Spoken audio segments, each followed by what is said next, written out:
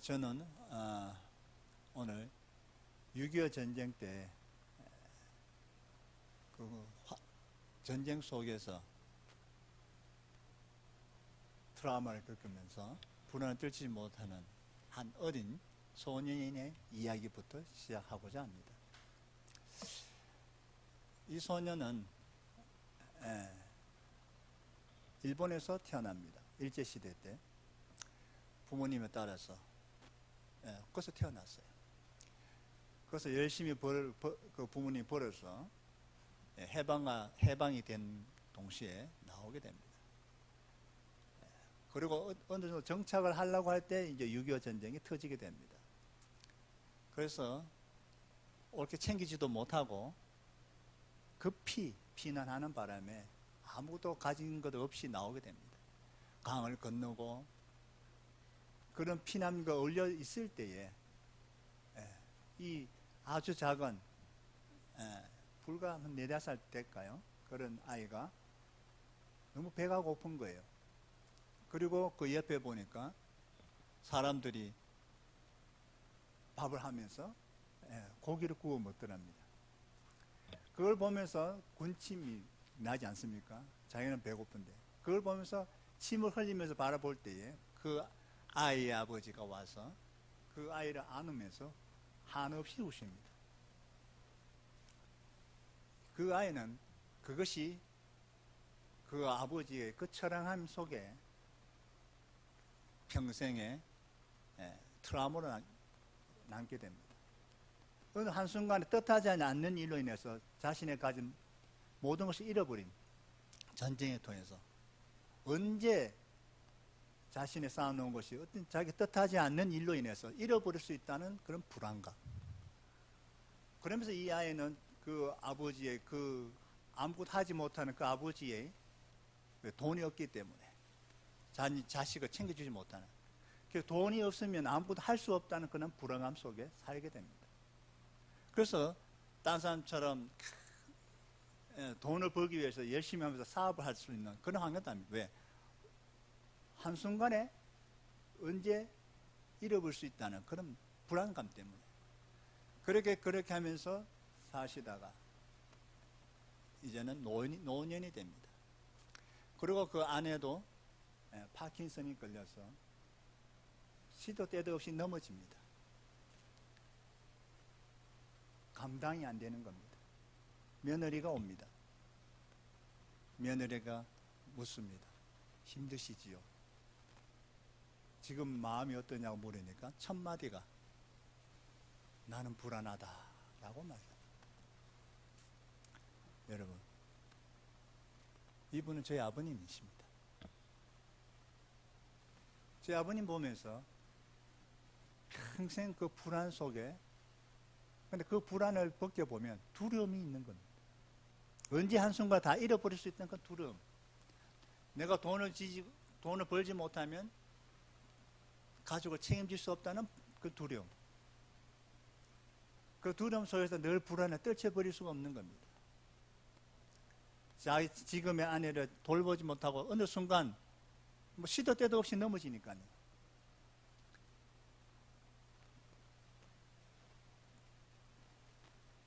내가 지키지 못할까봐 그런 두려움. 그런데 제 아버님만의 일일까요? 우리 모두는 연약한 사람이라 평생 여러 가지 종류의 두려움 속에서 그 두려움 때문에 불안을 떨치지 못하고 살아가는 것이 우리 인간의 삶인 것 같습니다. 그러면 어떻게 하면 이런 불안에서 벗어날 수 있을까요? 그것이 그냥 우리가 세상에 주는 잠깐의 그런 평안이 아니라 여러 가지 그런 불안 속에 두려움 속에 있을지라도 염려하지 않고 불안하지 않고 궁극적으로 벗어나고 이겨낼 수 있는 진정한 평안을 오늘 우리 성경은 제시하고 있습니다. 여러분, 불안이라는 것은 그 두려움에 쫓겨서 그 불안 속에 쌓여서 가는 그 우리의 모습은 마치 도망자의 삶과 같습니다. 그 뭔가 자기를 쫓아오고 그런 두려움 속에 벗어나서 어딘가 그 안전한 곳에 머무고 싶은, 그래서 도망 다니는, 우리 인생의 삶이라는 것이 어떤 자기의 꿈을 쫓아서 목표를 쫓아 막 달려가는, 쫓아가는 삶인 것 같지만 동시에 나도 모르게 무언가 두려움과 불안 속에서 쫓기는 삶을 또 사는 것입니다. 네. 그러나 여러분, 이래 쫓기는 삶 속에서 우리가 하나님이 주시는 그런 궁극적인 평안 속에 거할 수 있는 비결이 오늘 우리가 읽은 본문 속에 있습니다. 우리 다시 한번 빌립보서를 보시죠. 자, 6절에 보시면 아무것도 염려하지 마라. 대신에 뭐 하라고요? 모든 일에 기도와 간구로 너희 구할 것을 어떻게 해요? 감사함으로 하나님께 아뢰라. 우리가 진정한 평안에 거할 수 있는 첫 번째 비결은 뭐냐? 하나님의 임재 앞으로 나가란 겁니다. 불안이 덮쳐올 때에, 불안이 엄습해 올 때에, 그 두려움의 파도가 멈춰서 그 불안을 떨쳐버릴 수가 없어 쫓기는 그런 삶 속에 있을 때 첫 번째로 우리가 행해야 될 것이 하나님의 임재 앞으로 나가는 겁니다. 여기서 말씀하는 기도와 간구할 때 더불어 감사함으로 아뢰라는 것은, 여러분, 우리가 불안이 올 때 그거를 토해내는 겁니다. 나는 힘듭니다. 난 불안합니다. 무섭습니다. 라고 하나님 앞에 토해내면서 동시에 우리가 원망과 불평을 하나님께 아뢰는 것이 아니라 감사함으로, 예전에도 하나님께서 나를 지켜주셨고 앞으로도 하나님께서 나를 평안 가운데 인도해 주실 거는 믿음의 고백, 감사함으로 할 때에 하나님을 초청하는 것입니다. 여러분, 우리의 그런 불안을 토해내기, 기도할 때 토해내면서 내 감정의 마음을 그 찌끄레게 정리해 나갑니다. 나의 불안이라는 것이 나의 이 내적인 것 꽉 채워 있는 것을 기도와 간구로 감사함으로 하나님을 초대할 때에 이 두려움의 감정들이 밀려나기 시작합니다. 그러면서 내 마음 속에, 내 내적 속에 공간이 생기기 시작합니다. 전에는 기도하기 전에, 하나님의 초대하기 전에는 두려움으로 가득 차 있던 것이 기도와 간구로 더불어 감사함으로 함께 아뢰 때에 밀어내기 시작한 겁니다. 불안이 조금씩 밀려나고 공간이 점점 더 커지기 시작합니다. 그 커진 공간 속에 감사함으로 하나님을 초대하는 겁니다. 하나님의 임재가 임한다는 것입니다. 이것이 우리의 첫 번째 단계입니다. 두 번째로는 여기 보시면 7절을 보시면 그리하면 어떻게 된다고요? 모든 지각에 뛰어난 하나님의 평강. 우리의 이 불안한 것을 밀어내게 하고 공간이 생길 때 하나님이 임재하시면서 그 하나님 임재 동시에 평안이 시작되는데, 그 평안을 우리가 줄 수 있는 게 뭐냐? 모든 지각에 뛰어나다는 겁니다. 이 말씀은 쉽게 말씀드리면 두 번째 단계에 들어가면 하나님의 임재, 그로 통해서 결과적으로 무엇이 나냐? 우리의 이성과 감성을 다 깨워주셔가지고 하나님을 알게 합니다. 전에 하나님의 경험했던 것을 다시 상기시키며 기억나게 하시거나, 아니면 전에 약속하셨던 말씀을 기억나게 하시거나, 아니면 하나님께서 그 말씀 속에서 어떻게 하나님께서 인도하실 것인가, 하나님께서 먼저 앞서가서 준비하실 것인가, 그 선하신 하나님을 맛볼 수 있도록 하나님이 알아가게 합니다. 하나님을 더 깊이 알려주신다는 겁니다. 그런데 동시에 그 하나님을 발견하고 더 알아갈 때에, 하나님의 임재로 하나님을 더 깊이 이해할 때에 중요한 것은 그 속에 나 자신을 발견해야 됩니다. 내가 얼마나 부족한지, 내가 얼마나 연약한지, 내가 얼마나 믿음이 없는지, 하나님을 알 땐 나 자신을 알 수 있습니다. 이게 하나님 임재의 결과입니다. 하나님이 임재하시면, 내 마음속에 임재하시면 내가 하나님 더 깊이 발견하고 알아갑니다. 동시에 나 자신을 발견하게 되는 겁니다. 이게 두 번째 단계입니다. 세 번째는 어떻게 되었느냐? 7절 보시면은, 그리고 난 다음에 그리스도 예수 안에서라고 합니다. 예수 안에서 너희 마음과 생각을 지키시느니라. 여기서 중요한 그리스도 예수 안에서라는 겁니다. 우리가 기도, 간구와 감사함으로 우리의 불안을 밀어내고 그 공간 속에 하나님이 임재하시고, 하나님 임재하시게 되면 나의 지각과 나의 이 감정, 이 모든 걸 일깨워 주셔가지고 하나님을 발견하고 하나님을 알게 하시고 그 가운데 하나님 아는 동시에 나 자신을 발견하게 하시고 그런 가운데 궁극적으로 그리스도 앞에 나아가게 합니다.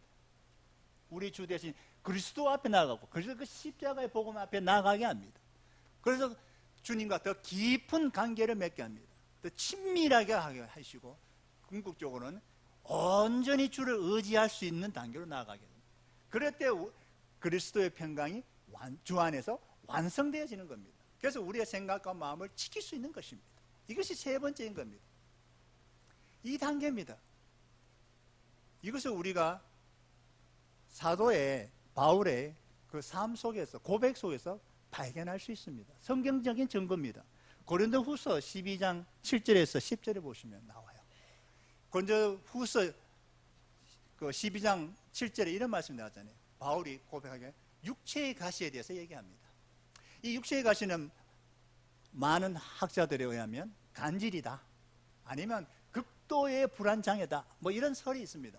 중요한 것은 간질이든 불안장애든 궁극적으로 뭡니까? 간질, 여러분 잘 아시다시피 간질 환자는 언제 자신도 모르게 증상이 나타날 수 있기 때문에 항상 불안한 겁니다. 그렇잖아요. 불안한 겁니다. 사도 바울도 불안한 존재였습니다. 그래서 8절에 보시면 12장 8절에 보면 3번이나 간구합니다. 이 육체의 가시가 이 극도의 불안 이것이 사라지게 해달라고 간구합니다. 이 감사함으로 계속 아뢰는 것이죠.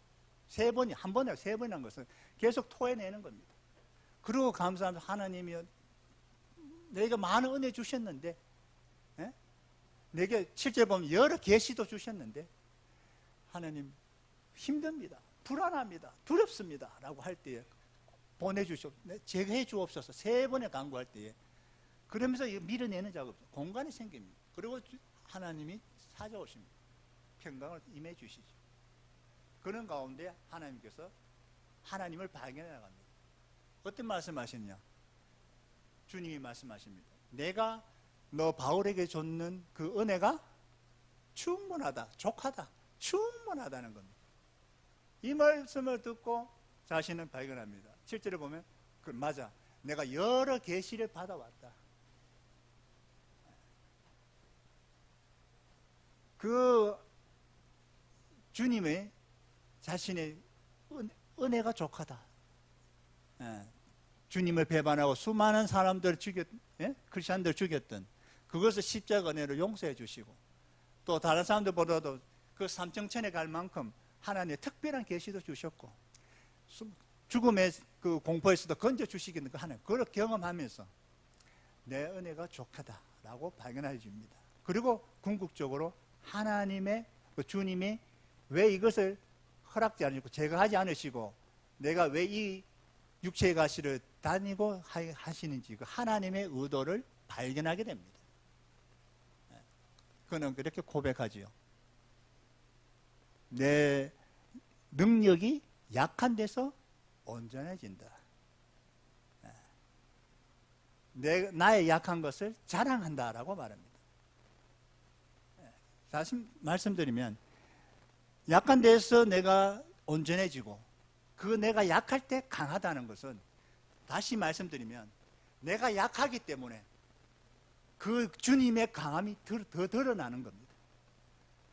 내가 부족하기 때문에 주님의 온전하심, 풍족하심, 그것이 더 드러난다는 겁니다. 내가 강해버리면 주님의 강한 것이 덜 드러난다는 겁니다. 내가 약하기 때문에 주님의 그 강하심이, 크심이 더 드러나는 겁니다. 그래서 이 사도 바울은 그것을 자랑한다. 약한 걸 자랑한다. 왜? 내가 약해야 주님이 더 드러나기 때문에. 그래서 항상 주님의 그 약한 것이 계속 자랑함으로써 그 주님의 능력, 그 온전하심, 그 크심이 더 드러날 수 있도록 계속 그 머물도록, 내 안에서 드러나도록 내가 약함을 자랑한다라고 표현하는 겁니다. 그래서 결과적으로 자신은 크게 기뻐한다라고 말합니다. 그것도 9절, 10절에 2번이나 내 약함을 자랑한다, 크게 자랑한다. 나의 약함을 자랑할 뿐만 아니라 내가 공고하고 내가 핍박받고 내가 그런 공고한 그것도 내가 기뻐한다 라고 말하는 겁니다. 아예 두려움과 불안과 슬픔과 고통을 뛰어넘는 거게 됩니다. 그래서 마지막 10절 보면 내가 그리스도를 위하여, 내가 그리스도를 위하여, 마지막 주님의 궁극적으로 가는 것이죠. 내가 이 불안하고 두려움 속에 있는 것도 그냥 이걸 그냥 육체를 들고 가는 것도 그리스도를 위하여 내가 약한 걸 자랑한다. 나의 핍박받는 것도 자랑한다. 나의 고통받는 것도 자랑한다. 그냥 초월해버리는 겁니다. 결론은 그리스도를 위하여 되어지는 것이죠. 이것이 바로 모든 두려움과 불안에서 벗어나게 하면서 우리의 모든 그 두려움과 불안을 아예 초월해버리고 심지어 우리의 죽음마저도 초월해버릴 수 있는 하나님의 평강, 그 그리스도의 평강이 임하게 되는 것입니다. 오늘 이 시간 여러분 이것을 누리시기를 주님으로 축원합니다. 네. 제 얘기를 나누고 마치도록 하겠습니다. 제가 안식년 또 코로나 시기가 좀 늘어났지만 다시 돌아갈 때 선교지 돌아갔습니다. 그리고 사회에 더 확장되어져 버렸어요. 하나님께서 많은 은혜를 주셨어요. 제게는 9명의 현지인 번역자들이 있습니다. 성경을 번역합니다. 그 중에 9명 중에 그 5명을 성경 번역을 점검해 줄 수 있는, 수정하고 도울 수 있는 컨설턴트로 지금 키우고 있습니다. 훈련을 많이 받았어요. 얘네들은 히브리어, 헬라 잘합니다. 저도 헬라어를 배웠지만 헬라어로 말을 할 줄 모르는데 문법은 안 돼. 이 친구들은 말을 해요. 히브리어로. 걔들이 나보다 나아요. 그래서 저는 기뻐요. 그리고 올 10월에는 이스라엘 갑니다. 이스라엘 가서 이스라엘 지형을 배웁니다. 문화를 배웁니다. 저는 못 가는데 이 친구를 보냅니다. 이 5명이 저희는 디모데와 같은 아들이거든요. 저보다 더 크게 되면 저는 기쁩니다. 왜 그 보내느냐? 여러분, 성경 번역하는데 한 가지 예를 들게요. 예수님이 예루살렘에 들어가셨다. 쉽잖아요. 들어갔다. 들어갔다. 한 동사는 끝납니다.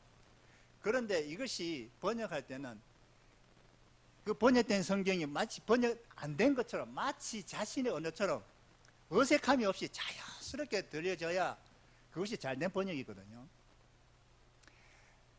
어떻게 번역이 좋으냐?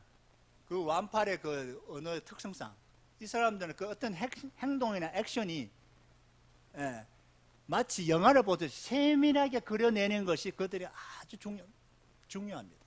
예를 들면 우리는 예루살렘에 들어갔냐 안 들어갔냐 그게 중요하지만 이 사람들 생각은 그거 들어가려면 어떻게 들어가는지 그게 중요한 겁니다.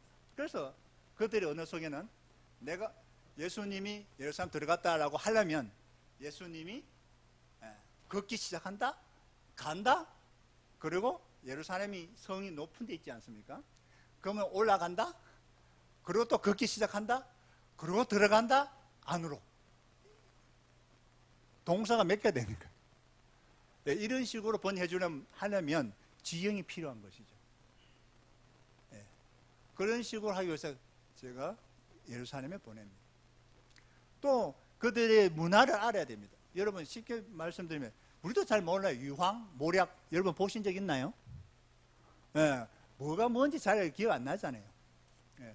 모략 보면 그게 하나의 그 줄기에서 낳는 그 영어로 샵이라고 하죠. 그 액기스 같은 거는 새순에 나온 그걸 받아가지고 말린 돌덩어리 같은 겁니다. 그걸 직접 가서 보고 하는 것이죠. 그래야 더 정확한 번역이 나오게 됩니다. 그만큼 이만큼 잘 키워놨어요. 그래서 그 현지 그 컨설턴트가 한 5명인데 우리 친구 5명이 되면은 절반 이상 우리 완팔에 감당이 됩니다. 그리고 국제단체에서도 많이 주목하고 있습니다. 성경 번역자들, 번역된 성경을 잘 활용할 수 있도록 하는 성경 활용 사역자들이 있습니다. 그것도 9명이 있습니다. 근데 그 중에 9명 중에 5명도 저희 완팔뿐만 아니라 다른 이웃 종족이나 파푸아뉴기니아 860개 어느 종족이 있는데 거기에 흩어져서 하나님 말씀을 전하고 성경 뭐 배경이라든지 성경과 문화, 즉 성경의 가치관과 그들의 문화와 가치관을 비교하면서 어떤 것이 비성경적인지를 구분하고 그것을 어떻게 하면 고쳐 나가신가 함께 교회에 토론하는 그런 워크숍을 합니다. 그리고 트라우마 힐링 워크숍도 합니다. 이 친구들이 지금 우리 완파뿐만 아니라 막 다니고 있어요. 보십시오. 성경 번역, 현지인 성경 번역자들은 9명이지만 그 중에 5명은 컨설턴트로서 다른 종족들, 심지어 선교사들이 번역한 것조차도 이들이 가서 도와줄 수 있습니다. 점검할 수 있습니다. 실제적으로 저는 5명의 성경 번역 현지인 선교사를 데리고 있고 또 5명의 성경 활용 선교사들을 지금 데리고 있습니다. 사실 저는 10명의 선교사를 파송한 것 같습니다. 엄청 일이 커져버리고 잘 되고 하나님의 부으듯이 부어주셨어요. 그리고 제가 7월 28일 돌아가는데 총회 때문에 나왔거든요. 잠깐요. 그 가면은 초등학교 교사 4분을 불러가지고 완파를 말은 있는데 글이 없는 거 제가 만들어줬잖아요. 그러나 글자를 새로 가졌다 하더라도 읽을 줄 알아야 되고 쓸 줄 알아야 됩니다. 그래서 초등학교 그리고 유치원이죠. 유치원, 초등학교 1, 초등학교 2학년 이 3년 동안 완파를 말을 쓰고 배울 수 있도록 초등학교 교재를 만들어줘야 됩니다. 그리고 그 4명이 지금 훈련을 9월 말에 시작합니다. 사전도 만들어줘야 되고요. 지금 제 그래말을 써야 됩니다. 문법책을 써야 됩니다. 이 3가지 사역이 너무 잘 돌아갑니다. 또 현지 교회들을 동원할 수 있는 그런 교회의 그런 네트워크를 형성할 수 있는 성경번역위원회를 만들어서 그들이 여러 교단에 지금 협력하고 있습니다. 너무 잘 되는 거예요. 지금 이렇게 잘 되어가는 것은 저희 완팔 종족 사역밖에 없어요. 지금 우리 선교지 중에 모두 참 주목받고 너무 잘 되는 거야. 그런데 아까 제가 서두에 말씀드렸듯이 제 어머니가 파킨슨으로 힘드신 겁니다. 제가 이번 주에 왔는데 이게 컨트롤이 안 되니까 넘어지십니다. 제 보는 앞에서 저희 집 부모님 집에 가보면 뭐 거실이고 방 안이고 기둥이 많더라고요. 그걸 붙잡도 가셔도 뭐 끄는 것도 있고 그걸 잡으려고 하셔도 이게 감각이 더디시니까 잡으려도 못 잡으시니까 그대로 앞으로 넘어지시는데 그냥 머리를 쾅 박으시더라고요. 그거 쿵 소리 듣고 마음이 춘근인데 힘들더라고요. 제가 오기 전에도 한 번은 카톡을 하면서 영상을 해보니까 제 어머니 넘어지셨다고 보니까 이 얼굴이 이쪽에 전부 새카만 거예요. 걸어가시다가 넘어지시면서 돌에 그냥 박으셨는데 시커먼 거예요. 너무 마음이 아픈 거예요. 제가 외동아들이거든요. 무녀 동남입니다. 마음이 너무 아픈 거예요. 제가 사실 세상적으로 보면 불효자식이죠. 안 믿는 친척들은 저를 뿌리 없는 놈이라 합니다. 너무 마음이 아픕니다. 그래서 저희가 하나님께 토해냅니다. 하나님, 왜 동생을 그렇게 달라고 제가 기도할 때 왜 안 주셨습니까? 저희 어머니가 2번 유산했는데 그 중에 한 명이라도 한 아이라도 살았으면 제 동생으로 살았으면 제가 이런 걱정 안 해도 되는데 하나님 제가 이 지금 사역이 얼마나 잘 되고 있습니까? 이 잘 되고 이거 힘든데 이걸 지금 내가 떠나게 되면 주저앉을 수도 있는데 하나님 어떻게 이래 저에게 시련을 주십니까? 그러나 하나님 이제까지 하나님께서 저보다 먼저 앞서 가셔서 저를 필요를 채워주시고 제가 어디서 거해야 될지 할 장소도 마련해 주시고, 먼저 앞서 가셔서 제가 싸워야 할 그 원수들을 대신에 싸우셨던 그 하나님, 분명히 하나님 뜻인 줄 믿습니다. 하나님이 인도해 줄 줄 믿습니다. 감사합니다. 기도해야 됩니다. 그런 가운데 제 두려움이 사라지셔 하고 주님이 임재하는 가운데 주님께서 제 지각을 깨우쳐 주십니다. 그리고 말씀을 기억나게 하십니다. 요한계시록 22장 13절 말씀, 나는 알파와 오메가요 처음과 나중이라, 시작과 마침 끝이니라.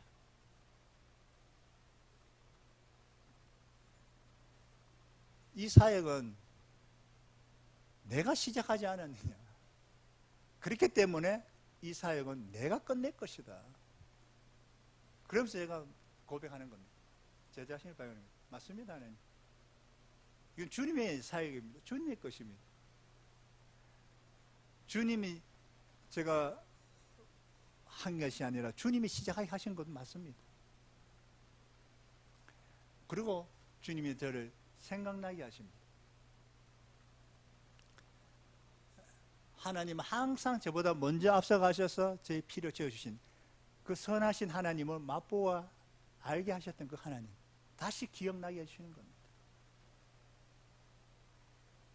제가 이 사역을 시작하기 전에 좀 하나님께서 정말 보여주시면서 그 완팔이 참 그 파푸아뉴기니 전체 860개 중 유일하게 국도 2개가 접하는 교통의 요충지, 그 지들 수없이 보면서 깨닫지 못한 걸 하나님께서, 제가 이곳이 하나님의 뜻입니까? 라고 할 때 하나님께서 대답해 주셨고, 그걸 인도해 주셨고, 또 참 많은 수많은 사람, 어떤 해하는 사람들, 모함하는 사람들, 거짓으로 저를 쫓아내고 했던 사람들, 그 하나님께서 정리에 다 해주셔가지고 그런 수치와 그런 것에도 건져주셨던 그 하나님, 그걸 다 기억나게 하신 거예요.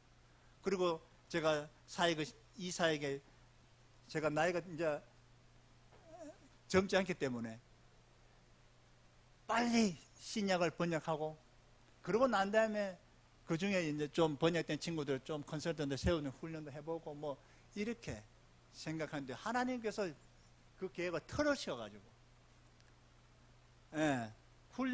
훈련하고 동시에 하도록 하시는. 제가 하나님 이미 3년 동안 훈련시켰는데요, 다시 이 정식, 우리 그 선교에서 하는 정식 코스를 하면 또 이게 6, 7년 걸립니다. 그래 되는데, 컨설트가 되는데, 이렇게 하면은 제가 신약만도 번역하는데 너무 오래 걸리고, 그럼 제가 뭐 나이 많이 들어가지고 은퇴해야 되는데, 은퇴하기 전에 신약 하지 못하면 하나님 이건 아닌 것 같은데, 하나님께서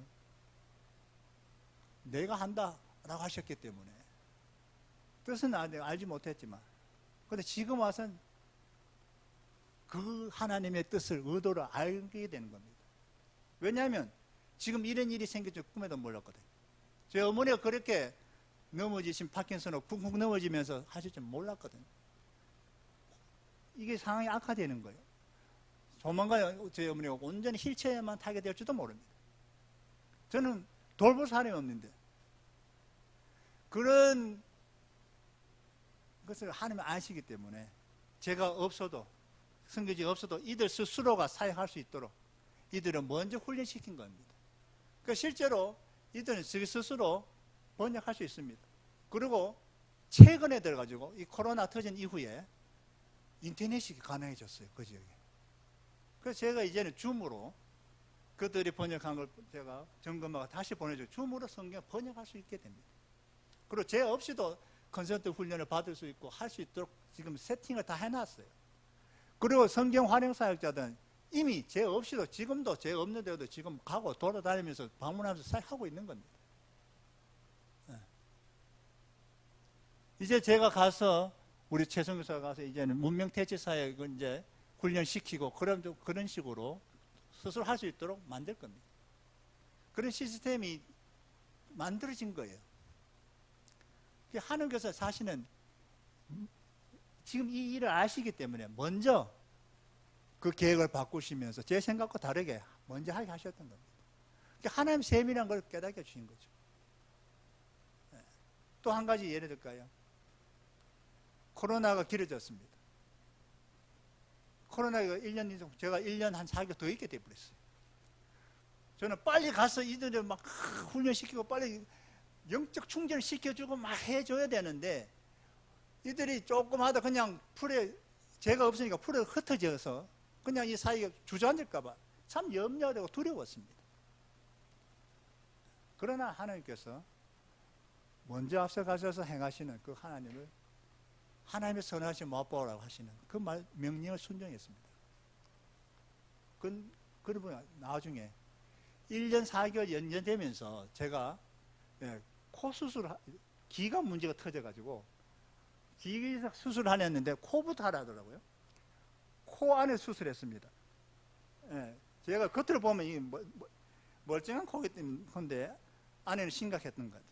막혀버려가지고 이거 수술하고 기도 수술합니다.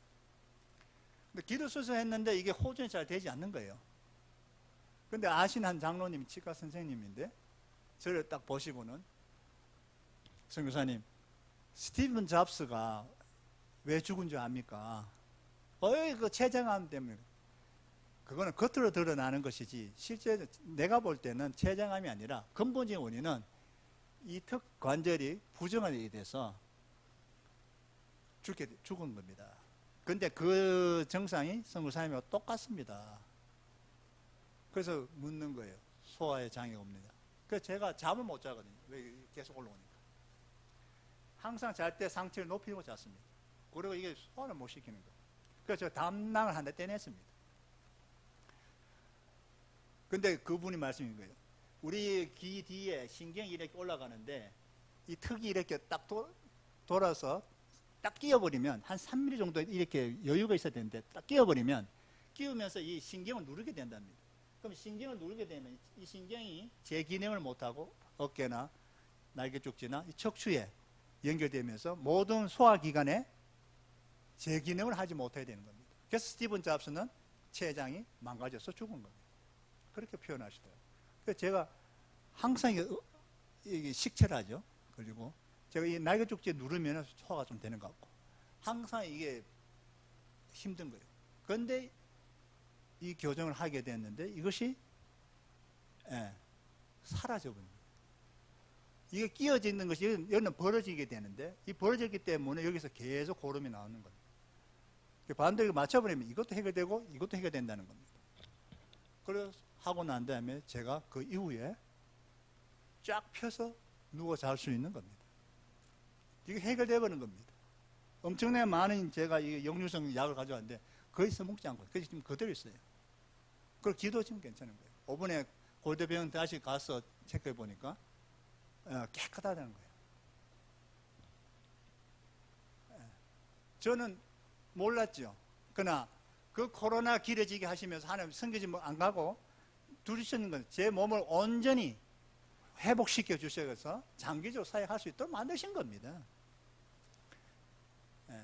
여러분, 하나님의 그는 경험했기 때문에 우리가 하나님에 대해서 나는 무지하지만 그 하나님의 전지하심이, 주님의 전지하심이 드러나기 때문에 나의 무지함과 나의 약함과 나의 부족함을 자랑할 수 있는 겁니다. 하나님이 더 드러나니까. 우리는 불안할 필요가 없습니다. 기뻐할 수 있는 겁니다. 하나님이 나를 통해서, 나의 연약함을 통해서 주님이 더 드러나기 때문에 영광을 돌릴 수 있기 때문에 기뻐할 수 있는 겁니다. 말씀을 맺겠습니다. 여러분 지금 어떤 두려움 속에 살고 계시나요? 실패를 두려워하십니까? 사랑하는 사람을 잃어버릴까 혹시 두려워하십니까? 다른 사람들에게 인정받지 못할까 봐 두려워하십니까? 다른 사람 나를 비난하지 않을까 봐 미래가 불안하신가요? 내 노후가 불안하진 않습니까? 여러분, 이런 염려를 떨쳐버리시고 오직 주님의 임재 앞에 나오시기 바랍니다. 그리고 여러분의 그 불안을 토해내시고 두려움을 토해내시기 바랍니다. 감사함으로 주님을 초대하세요. 그러면 주님이 찾아오실 겁니다. 그리고 우리의 생각과 마음을 깨우쳐 주셔서 하나님이 어떠한 분인지, 얼마나 신실하신 분인지, 그 은혜가 얼마나 크시고 자비로우신 분인지, 하나님이 먼저 앞서가셔서 우리를 행하시는, 우리의 피를 채우시는 그 하나님을 여러분 발견하시고, 그런 동시에 나의 약함을, 나의 부족함을, 나의 무지함을 발견하시고, 나의 믿음 없음을 발견하시고, 그러나 그렇기 때문에 주님이 더 드러날 것을 생각하면서 주님 앞에 나아가시기 바랍니다. 이제 사나 죽으나 주를 위해 살겠다. 주님만 존귀케 되어줄 수가 있고, 주님만 영광이 드러나고 주님의 크심이 드러날 수 있다면 나의 이 약함을 얼마든지 자랑할 수 있고, 내가 오히려 두려워하고 무서워하고 불안하고 염려 떠는 것이 아니라 오히려 크게 기뻐할 수 있는, 초월해 버릴 수 있는, 심지어 죽음조차도 초월할 수 있는 주님의 평안이 여러분에게 임하기를 주님의 이름으로 축원합니다. 기도드리겠습니다. 좋으신 아버지 하나님, 감사합니다. 시작하신 것도 하나님이시고 끝을 마무리하신 것도 하나님인 것을 고백합니다. 우리의 생명의 주 되심을 고백합니다. 사나 죽으나 주를 위해 살 것을 고백합니다. 내가 두려워하거나 불안하더라도 그것이 나쁜 것이 아니고 내가 연약한 그 자체이기 때문에, 내 삶 그 자체이기 때문에 주님이 이해하시고 공감하시고 나무라지 아니하시고 두려워하지 마라 말씀하시면서 내가 너와 함께 한다면서 우리를 달래주시는 주님을 찬양드립니다. 세상 사람들, 심지어 나의 가족도 이해해주지 못하지만, 공감해주지 않지만 사랑하는 주님만은 나를 이해해주시고 공감해주시고 함께해주시고 그 나의 약함을 통해서 하나님의 강함을 드러내게 해주실 것을, 내가 부족하지만 하나님의 온전하심을 드러내게 해주시는 그 은혜가 임할 줄 믿습니다. 그렇기 때문에 내가 약할 때 강한 것을 고백합니다. 바울의 그 고백이 나의 고백이 되게 하시고, 다가오는 한 주 그뿐만 아니라 남은 인생 모두 하나님의 그 임재 속에서 늘 기뻐하고 평안 가운데 모든 지혜에 뛰어난 그 하나님의 평강이 그리스도 예수 안에서 우리의 마음과 생각을 지키게 할 줄 믿습니다. 감사드리며 예수님의 이름으로 기도합니다.